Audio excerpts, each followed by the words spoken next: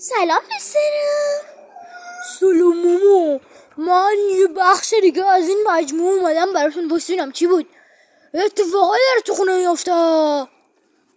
اوه یه اتفاقی داره میافته. آره ماما. سلام ماما. سلام دختر خوشگل ماما. سلام. من هرکی یاد جلو من لقب خرسکش دارم. هرکی جرأت داره یاد جلو. من که میدونم هیچ کنوم از شما جرأت ندارین. واسه همینم لقب خرسکش گذاشتن روم. عزیزم ماما تو لقب خرسکش داری؟ بله ماما. من در حین اینکه مهربونم به وقتشم جدیم. وقتی پای خانوادم در میون باشه میذارم هر کی جلوش باشه له میکنم.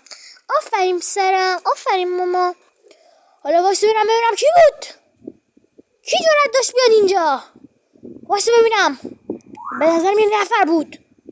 کی بود؟ واسه این برم ببینم. نه هیچی نبود. توهم زدم دوباره.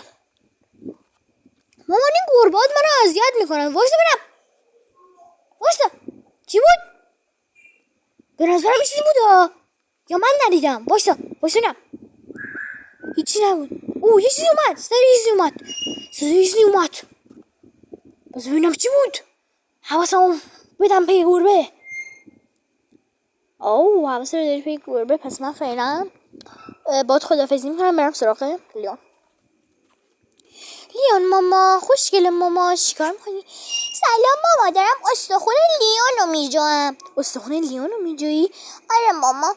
یعنی تو لیونی؟ اون اسکاره. معذرت میخوام اشتباه کردم. استخون اسکار رو دارم میجوام. خب نمیگه الان میاد باهات دعوا میکنه؟ نه ماما. بذار بیاد بکنه. ببین مقصرم خودتی. خب پس نگی نگفتیم مامان چرا این منو میزنه. باشه ماما.